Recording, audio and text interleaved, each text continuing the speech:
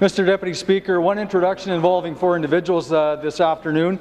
To you and through you to all members of the Assembly. My first introduction is the most probably loving and generous and some would argue tolerant woman in the world. My wife Leon is up in your gallery, as well as my eldest daughter Caitlin, who the other individuals are in the Assembly today because we celebrated her pinning ceremony, graduating the registered nursing program graduation from U of S and the SIAS Polytechnic combination course, Mr. Speaker. And also my youngest daughter, Rayanne Cranbill, is up in the Assembly.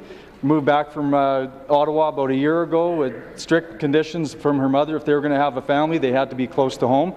So I'm grateful that they've moved back to Saskatchewan from Ottawa, and they're helping to grow the province, Mr. Deputy Speaker, because it's my pleasure to introduce for the first time in this Assembly our first grandchild, our granddaughter Winslet Elizabeth Cranbill. So I'd ask all members to welcome these individuals to our Legislative Assembly, Mr. Deputy Speaker. Just a short little story about Winslet.